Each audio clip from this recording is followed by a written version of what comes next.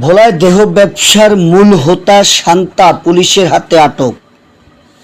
ভোলা সদর পৌরসভা দরগা রোড ব্যাপারী বাড়ির মিজান তহসিলদারের বাড়ির তৃতীয় তলায় ভোলা দেহ ব্যবসায়ীর মূল হোতা শান্তা পুলিশের হাতে আটক।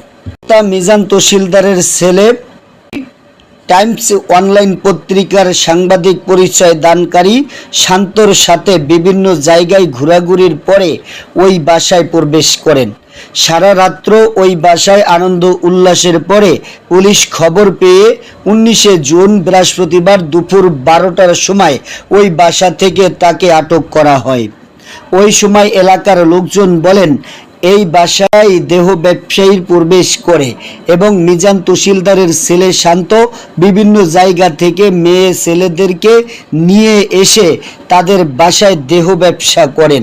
এলাকাবাসীর তাদের বিরুদ্ধে প্রশাসনিক আইনি ব্যবস্থা নেওয়ার দাবি জানান এবং তারই পাশাপাশি তাদেরকে অদ্য এলাকা থেকে সরিয়ে দিতে হবে। এই সময় মিজান তহসিলদারের স্ত্রীর সাথে কথা বলতে চাইলে তিনি উত্তেজিত হয়ে সাংবাদিকদের সাথে রাগ ব্যবহার করেন। শান্তা হচ্ছে আমার ভাই বোন। আজকে 3 দিন যাবত উনি একটু সোশ্যালে কোনো যোগাযোগ করতে পারতেছি না, কোনো ধরনের যোগাযোগ না, খুঁজে পাচ্ছি না, অনেক জায়গায় খুঁজছি, কোথাও পাচ্ছি না। বাট আজকে একটা তথ্য পাইলাম যে ও এই দরগা রোড মিজান তহসিলদারের বাসায় সে আছে। আজকে 3 দিন থাকে এখানে, ইয়াবা খায়, তো বিভিন্ন ধরনের রং তামাশা ফুর্তি করে, আসে সাংবাদিক নিয়ে আইসা এখন ওরে এখানে পাইছে আর কি এই বাসাতে। এই বাসার যেই গার্ডিয়ান যে মহিলা উনি আমাকে তেরা আসছে, মারতে আসছে। এটা মানে বাংলায় বললে খানকি পাড়ার মতন। এই বাসায় মাছ ছেলে মাইয়া সবই খারাপ। ওদের বাসায় কয়দিন পর পরই মেয়ে পাওয়া যায়, ছেলে পাওয়া যায়, মানে খুবই খারাপ। আমাদের এলাকার জন্য লজ্জাজনক ব্যাপার এটা।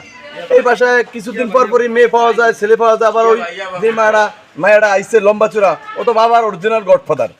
উনি বাবা খায়, বাবা নাম কি শান্তা, ওনার নামটা হচ্ছে শান্তা। উনি প্রায় এই বাসায় আসে, আজকে 2-3 দিন আসছে। উনি এনে কি করে আমরা জানি না। ওনার স্বামী আছে নাকি, উনি স্বামী ছাড়া এই বাসায় কি করে?